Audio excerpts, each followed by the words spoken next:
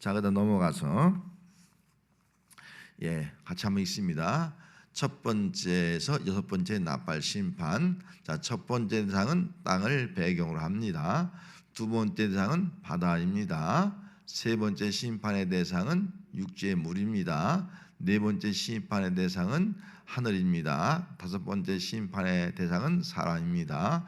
여섯 번째 심판의 대상은 사람입니다. 그러니까 오늘 이 9장에 나온 다섯 번째, 여섯 번째 대상은 사람에게 지금 직접 해를 가거나 그런 상태를 볼 수 있어요.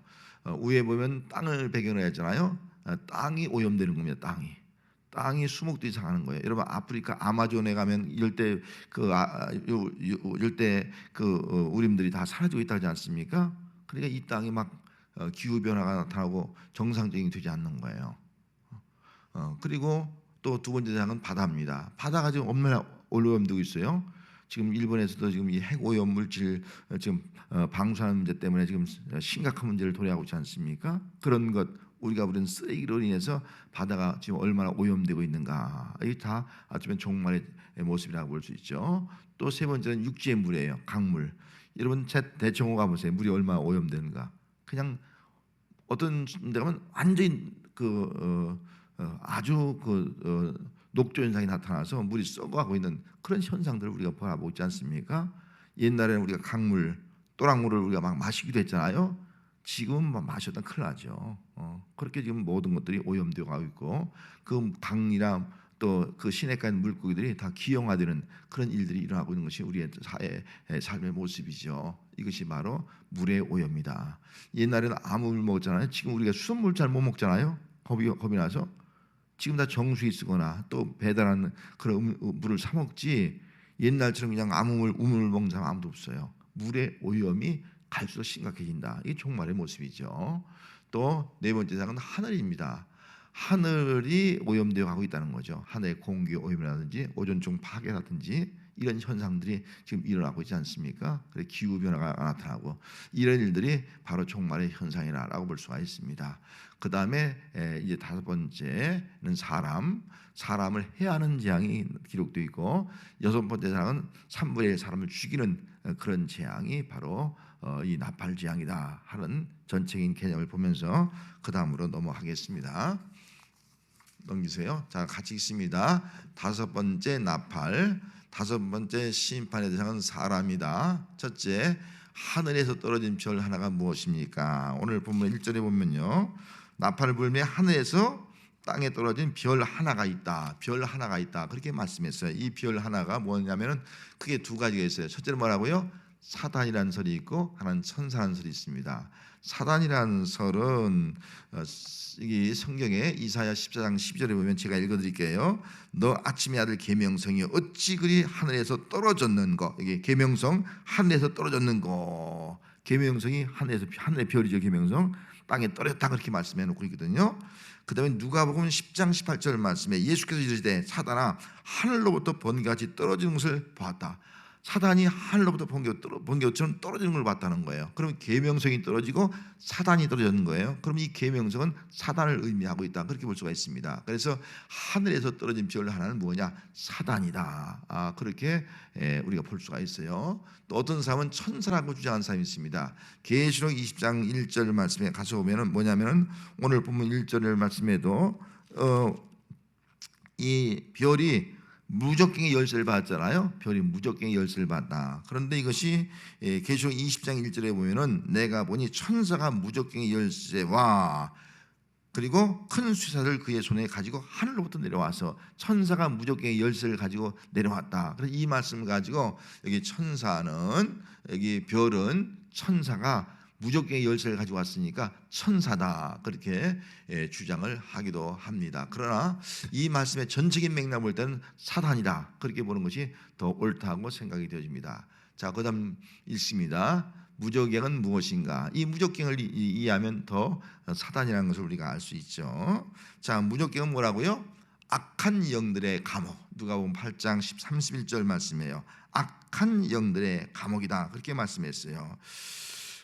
여기 누가복음에 가서 보면은 어떤 말씀이 기록되어 있는 거 아니? 귀신 들린 사람이 있어요. 그래서 귀신 들린 사람 예수님이 예수의 이름으로 물리쳐 주잖아요. 그러면서 내 이름이 뭐냐 물어요. 그때 그 귀신이 하는 말이 군대다 그렇게 대답해요. 그때 예수님께서 그 귀신에게 뭐라고 말씀하고 있는지 누가복음 8장 30절 말씀에 무적행으로 들어가게 하지 말라, 들어가지 마시기를 간구하더니 이 귀신이 우리 집을 무적행에 들어가지 말게 해달라고 귀신이 예수님에게 간구하고 있는 거예요. 그러니까 이 귀신이 무적행에 들어간 것을 겁을 내고 있는 거예요. 가장 두려워하고 있는 거예요. 이 무적행이 어떤 장소예요? 귀신이 들어간 장소예요. 사단이 들어간 장소. 이것이 바로 무적행이다 그렇게 볼 수 있습니다. 그래서 무적행은 악한 영들의 감옥이다라고 볼 수가 있는 겁니다. 그래서 악한 영들의 감옥, 그 다음은 읽습니다. 무적행은 계시록에서 교회를 박해하는 적그리스도가 올라온 것이며 사단이 천년 동안 결박된 것이다. 계시록 20장 2절에 보면 사단을 결박해서 천년 동안 무적행에 집어넣어요. 이 무적행은 사단이 결박된 장소, 사단이 갇히는 장소, 뭐 귀신이 갇히는 장소, 이렇게 우리가 볼 수가 있겠죠. 그래서 이 무적행은 악한 영들이 갇히는 어떤 그런 감옥 같은 장소다라고 볼 수가 있습니다. 그래서 이 하늘에서 떨어진 별 하나가 있는데 그 사단이라고 본다면 사단이 어디서 나왔다고요? 무적행에서 나온 거예요. 무적행에서. 또 무적행에 나중에 다 결박될 겁니다. 결박돼서 그런 의미로 여기 사용되어지고 있다 하는 거죠. 자, 그 다음에 3번 넘어가서 보도록 하겠습니다. 3번. 자, 그 다음 같이 있습니다. 황충이 하는 일. 첫째, 무적행에서 나온 황충은 무엇인가? 뭐라고요? 메뚜기, 출애굽기의 7번째 재앙, 멸망을 상징한다 그랬어요. 그래서 먼저는 이 황충이라는 것은 오늘날도 메뚜기라고 이렇게 메뚜기 재앙이라고 볼 수 있어요. 구약의 메뚜기 재앙. 지금도 여러분 신문에 보면 메뚜기 떼가 지난번에 아프리카 쪽에 덮쳤고 지금 중국 쪽에 막 덮쳤잖아요. 막 메뚜기 덮치면 그 지역은 완전히 쑥대밭이 되는 거예요. 모든 농산물이나 수풀이 막 초토화되는 겁니다. 메뚜기 떼가 얼마나 큰지 상상할 수 없는 거예요. 우리는 시골에 가면 메뚜기 그냥 몇 마리 보잖아요. 몇 마리. 예? 날라가야 뭐 한 서너 마리 보잖아요. 근데 메뚜기 떼가 얼마나 하는지 뭐 한 지역을 다 덮어버리는 거예요. 한 지역을. 이런 메뚜기 떼가 상상할 수 없는 메뚜기가 오늘날도 존재하고 있다는 거예요. 그래서 이 메뚜기 떼는 요엘서 1장 4절에 보면 팥중이가 남긴 것을 메뚜기가 먹고 메뚜기가 남긴 것을 너치가 먹고 너치가 남긴 것을 황충이 먹었다. 다 같은 그 메뚜기가 하거든요. 황충이 먹었다. 싹 깔고 먹으니까 남는 것이 하나도 없는 거예요. 그럼 어떻게 돼요? 싹 깔고 먹으면 우리 사람이 먹을 것이 없어지는 거예요. 굶어 죽을 수밖에 없는 거예요. 남는 것이 없이 이렇게 갈고 먹으니까 이 황충의 재앙이 이렇게 무섭다라고 볼 수가 있습니다. 그래서 여기 메뚜기는 하나의 그 자연계를 다 갉아 먹어버리는 어떤 멸망, 심판을 의미하고 있다라고 우리가 볼 수가 있습니다. 그래서 구약의 메뚜기 재앙의 모습이 이 마지막 때도 문자 그대로 어떤 메뚜기의 재앙, 또 이 황충의 재앙이 그대로 실현될 수도 있다 하는 것을 우리가 지금 자연적으로도 볼 수가 있는 겁니다. 자, 두 번째 모습 뭐라고요? 마귀의 속성. 여기 마귀 귀신 마자인데 마자가 빠졌네요. 귀의 속성이 마귀의 속성 읽습니다. 땅에 있는 전갈의 권세를 같은 권세를 받다. 이 마귀가요 전갈의 권세를 가졌다네. 전갈. 전갈의 권세. 여러분 우리가 저도 전갈 보지 못했습니다만 이 전갈이 얼마나 무서운 거 알잖아요. 전갈에 한번 쏘이면 다 고통당하다 죽습니다. 괴로움을 엄청난 그런 괴로움을 당한다는 거예요. 독이 그만큼 강하던 것이 이 전갈이다 하는 것을 알 수가 있습니다. 이 전갈의 권세, 이 전갈은 인간을 위협하는 원수의 모든 능력과 괴로움, 혐오를 상징하는 것을 묘사하고 있습니다. 인간에게 말도 할 수 없는 그런 괴로움, 고통을 주는 것이 바로 이 전갈의 권세, 또 마귀의 속성, 무정에서 나온 황충이다라고 볼 수가 있는 겁니다. 그다음에 있습니다. 자, 신자는 뭐라고요? 하나님의 이미 인침을 받은 자예요. 그런데 그다음에 있습니다. 황충은 이마에 인침을 받지 못한 사람들만 해함. 그렇게 기록되어 있어요. 오늘 성경에 보면은 뭐라고 말씀했어요? 4절 말씀에 가서 보면은 뭐라고 말씀하고 있어요? 4절 하반절 말씀에 오직 이마에 하나님의 인침을 받지 않은 사람들만 해하라. 인침을 받지 못하는 사람만 해하는 거예요. 그리고 우리 성도들은 어떤 사람이에요? 인침을 받은 사람이에요. 우리는 해하지 않는다는 거예요. 인침을 받지 못한 사람만 해하게 되더라라고 말씀을 해놓고 있습니다. 근데 이 인침을 받지 못한 사람만 해하는데 이 사람들의 모습이 이어서 뭐라고 말씀하고 있어요? 죽이지는 못하게 하고 5달 동안만 괴롭게 하는 거예요. 하나님의 주권이 있는 거예요. 죽이지 못하고 괴롭게만 하라. 5달 동안 그냥 괴롭만 당하는 거예요. 이것이 얼마나 힘든 일인가 하는 것을 알 수가 있고요. 그래서 6절 말씀에 또 뭐라고 말씀하고 있어요? 그날에는 사람이 죽기를 구해도 죽지 못한다는 거예요. 너무너무 괴로우니까, 너무너무 고통스러우니까 죽고 싶다는 거예요. 나 좀 죽여달라. 아니야, 죽었으면 좋겠다. 그래도 죽을 수가 없다는 거예요. 그러니까 이 전갈의 고통이 얼마나 고통스러운가. 죽고 싶어도 죽을 수 없는 가운데 계속 5달 동안 괴로움만 당한다. 정말 미루 말할 수 없는, 어쩌면 이 지옥의 고통이라고 볼 수 있어요. 지옥의 고통을 맛보는 거예요. 그런 괴로움, 그런 고통을 당하게 될 것을 말씀을 해주고 있습니다. 하지만은 신자들은 하나님의 일을 받았기 때문에 이런 해를 받지 않는다.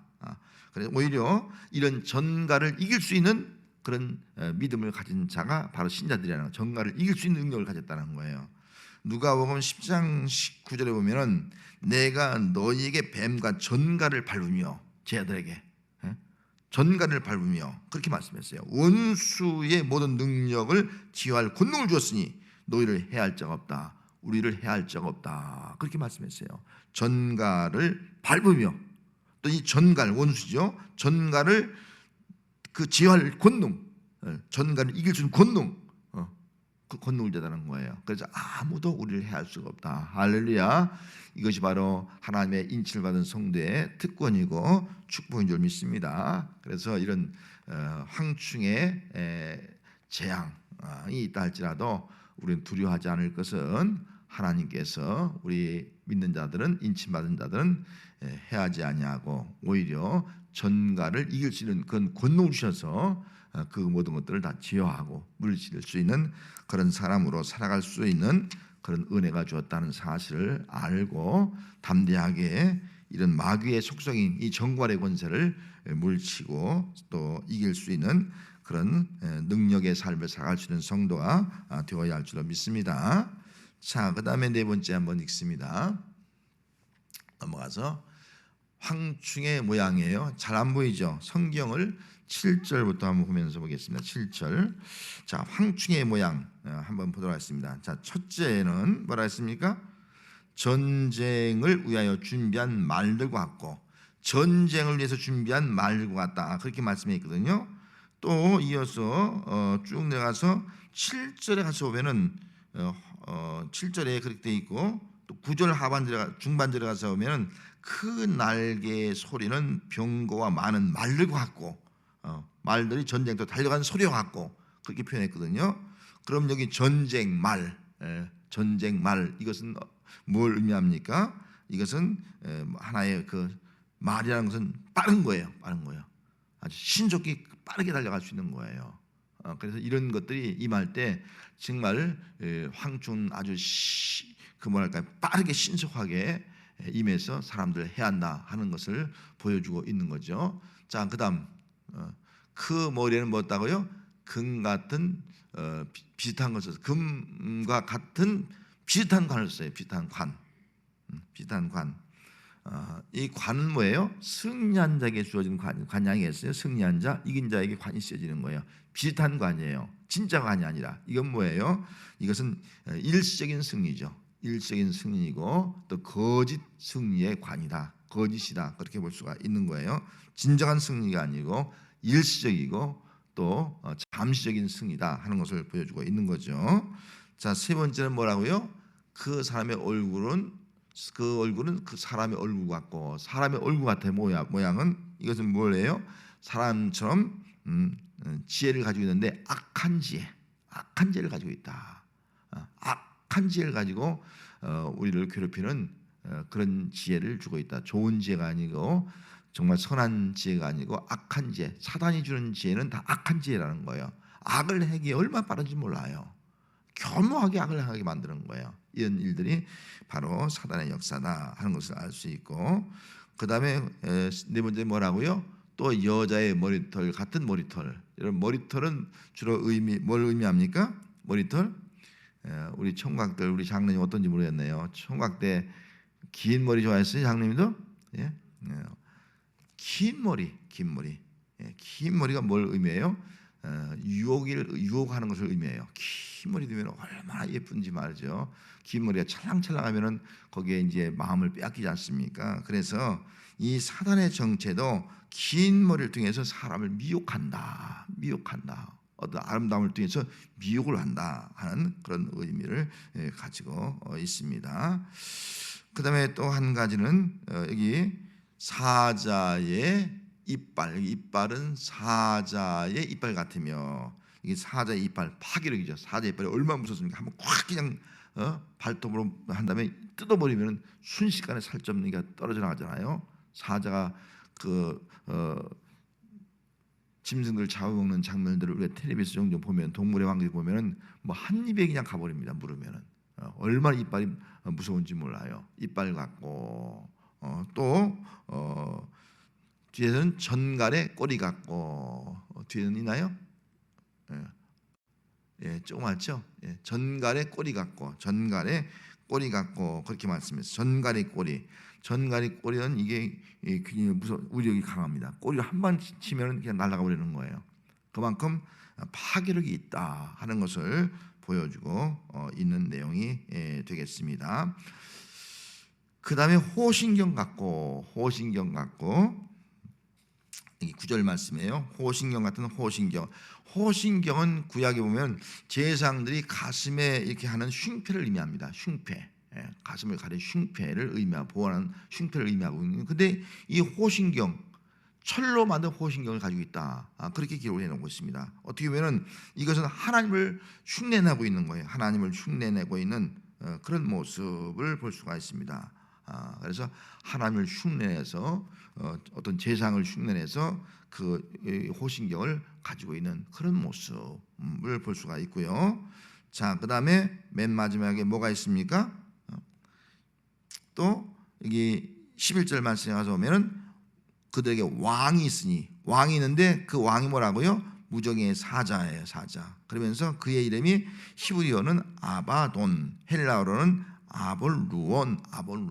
이 이름의 뜻은 파괴자, 멸망시키는 자, 사단, 이런 의미를 가지고 있습니다. 그래서 사단은 파괴자다, 멸망시키는 자다. 우리 인간을 범죄케 하고 우리 인간을 멸망시키는 것, 우리 영혼을 파괴하는 것, 우리 삶을 파괴하는 것이 바로 사단의 역사다 하는 것을 보여주고 있습니다.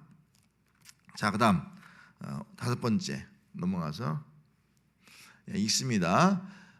6번째 나팔, 마병대 심판. 글씨가 좀 작네요. 한번 읽습니다.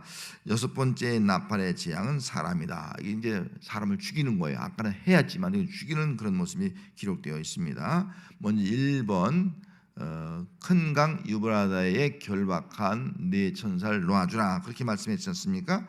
여기 유브라다 강의 의미예요. 유브라다 강의 의미가 뭐냐 하는 거예요. 유브라다 강의 의는 한마디로 말하면은 창세기 15장 8절에 보면은 그날의 여호와께서 아브라함과 더불어 언약을 세워 이르시되 내가 이 땅을 애굽 강에서부터 큰 강 유브라다까지, 아브라함에게 너희 땅을 애굽 강에서 유브라다 강까지 주겠다. 그러니까 이건 하나님 나라, 아브라함에게 약속한 나라의 경계선이에요. 경계선.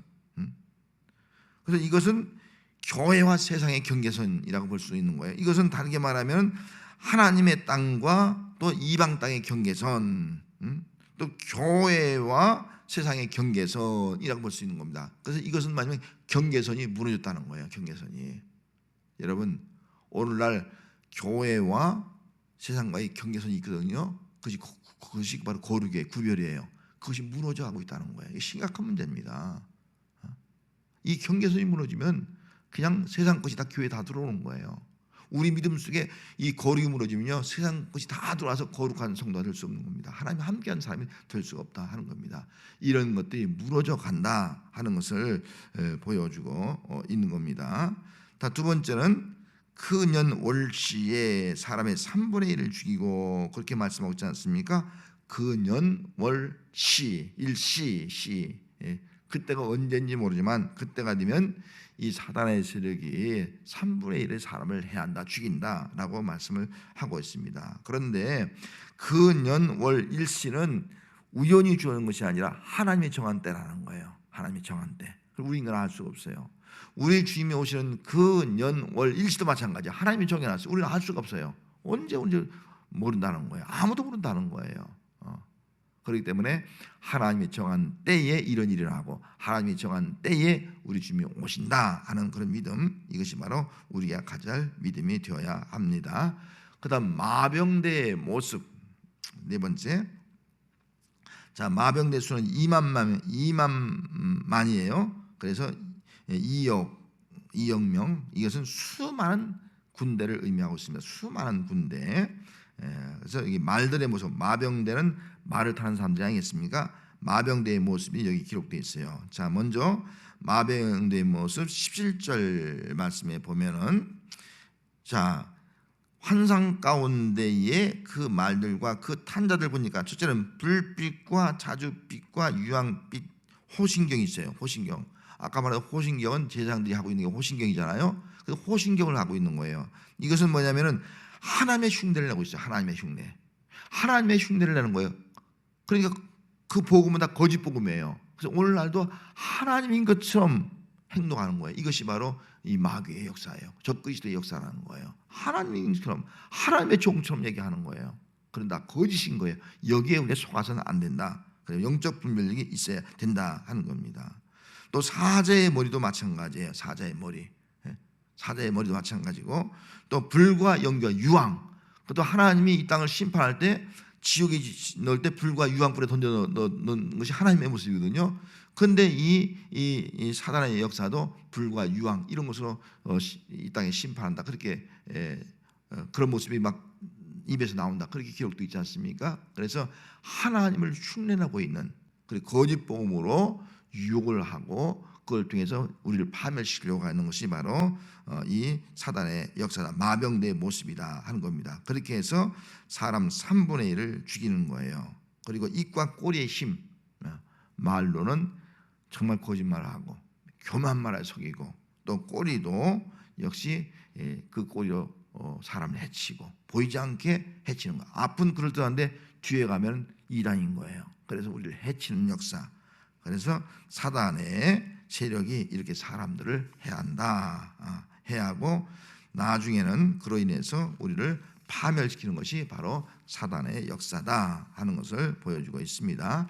자, 그다음 6번으로 넘어가겠습니다. 같이 한번 읽습니다. 사단적 황충과 마병대의 차이점. 뭐라고요? 사단적 황충과 사단적 마귀의 차이점이 있습니다. 황충일 때는 뭐라고요? 사람만 괴롭히는 거예요. 죽고 싶어도 죽지 못할 정도로 괴롭히는 거. 그 다음에 이역의 마병대는 뭐라고요? 사람의 3분을 죽이는 거예요. 죽이는 거예요. 그 다음에 읽습니다. 말들의 입에서 불과 연기와 유황이 나왔으며 이러한 불과 유황과 연기로 사람 3분의 1 죽음을 당한다. 그렇게 기록을 해놓고 있습니다. 이것이 바로 5번째 나팔, 6번째 마팔, 똑같이 사람에게 임하는데 5번째는 황충의 재앙이거든요. 이것이 사람을 해하고, 6번째는 마병대 재앙인데 이 마병대가 뭔가는 우리가 알 수가 없어요. 어떤 사람은 그걸 가지고 그냥 어떤 이제 장차 일어날 어떤 군대, 이 땅에 있는 군대, 사람의 군대, 중국의 군대, 소련의 군대든지 말이죠. 어떤 군대를 가지고 이야기하는 사람인데 그건 하나의 상징적인 표현이기 때문에 우리 그렇게 꼭 받아들일 필요는 없습니다. 하여튼 사단의 역사는 그런 모습이다라고 이해를 하면 되겠습니다. 자, 그 다음에 마지막 7번 읽습니다. 시작. 이 재앙에 죽지 않고 남은 자들이 있어요. 이 나팔 재앙에 죽지 않고 남아 있는 자들이 있어요. 아까 3분의 1 죽는다 그랬잖아요. 3분의 1 죽지 않고 남아 있는 자들이 있어요. 자, 남아 있는 자들 읽습니다. 이 재앙에 죽지 않고 남아있는 사람들은 첫째로 뭐라고요? 손으로 행한 일을 회개하지 않는 거예요. 이것이 문제입니다. 회개하지 않는 거예요. 회개하지 않고 어떻게 한다고요? 오히려 여러 귀신과 또는 보거나 듣거나 다니거나 하지 못하는 금은동과 목석의 우상에게 절하는 거예요. 회개하지 않고 귀신이나 우상에게 절을 하고 섬기고 있는 거예요. 참 심각한 문제가 아니겠습니까? 그뿐만 아니라 어떻게 한다고요? 또 살인, 복술, 음행, 도둑질 이런 것들을 하면서 회개하지 않는다. 남은 자들이 이런 재앙이 오면은 정신을 차리고 회개되는데 회개하지 않는다는 거예요. 이것이 문제가 아니겠어요? 마태복음 12장에 가서 보면은 예수님께서 책망했어요. 기적을 많이 행한 도시가 세 가지가 있는데 고라신, 베스다, 가버나우마. 가장 기적을 많이 했는데도 회개하지 않는 거예요. 기적을 행했는데도 보면 회개하잖아요. 그 예수 믿으 기적을 보고도 회개하지 않은 이 세 개 도시를 예수님이 크게 책망한 것을 볼 수가 있습니다. 그런 나팔 재앙의 목적이 뭐예요? 이 재앙의 목적이 뭐예요? 회개하도록 하기 위한 거예요. 그런데 문제는 그들이 이런 재앙을 받으면서도 아까 21절 하반절에 말씀한 대로 뭐라고요? 회개하지 아니하더라. 회개하지 아니하더라. 이게 문제인 거예요. 나팔 재앙의 목적은 하나님을 대적하고 또 성도들을 박해하는 악한 자들의 이 지속적인 범죄와 우상숭배를 심판하기 위한 것이고요. 또 한 가지는 그들이 이 재앙을 통해서 정말 하나님을 두려워하고 회개해서 하나님께 돌아오도록 하기 위한 겁니다. 그런데 문제는 끝까지 회개하지 아니하다. 이게 문제예요. 끝까지 회개하지 않아. 아까 말한 대로 예수님이 책망한 대로 기적을 보여줬고 능력을 보여도요 회개하지 않는 거예요. 베드로 후서 3장 9절 말씀에 주께서는 오래 참으사 아무도 밀망치 않고 다 회개하기를 원하신다. 이게 주님의 마음이에요. 회개하기를 원하는데 회개하지 않는 거예요. 그래 회개하지 않으면 결국은 심판과 멸망이에요. 하지만 회개하면 죄사함 받고 심판에서 구원받고 멸망해서 천국에 들어갈 수 있는 역사가 나타나게 될 줄로 믿습니다.